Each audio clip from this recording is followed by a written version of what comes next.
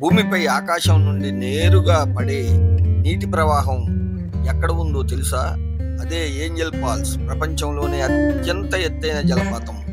వెనుజులాలోని దట్టమైన అమెజాన్ అడవుల మధ్య 3212 అడుగుల ఎత్తున నుంచి నేరుగా పడుతున్న ఈ జలపాతం కన్నుతో చూస్తే నీరు కాదు, మేఘాలే కరుగుతూ క్రిందికి జారుతున్నట్టు ఉంటుంది.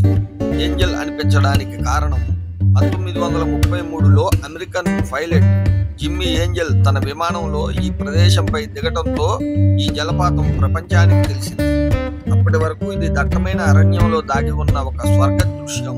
గాలి తాకితే నీటి ధార కూడా మసకబారేంత ఎత్తు. సూర్యరశ్మి పడితే నీటి చినుకులు ఇంద్రధనస్సులా మెరవడం, అక్కడ నిలబడితే ప్రకృతి తన మహిమను మన కళ్ళ ముందే ఆవిష్కరిస్తుంది. స్వర్గం భూమిపై ఉంటే అది ఏంజెల్ ఫాల్స్ దగ్గరే ఉంటుందని అందరూ అంటారు. ప్రకృతిని మించిపోయే కళాకృతి మరొకటి లేదు, అదే ఏంజెల్ ఫాల్స్.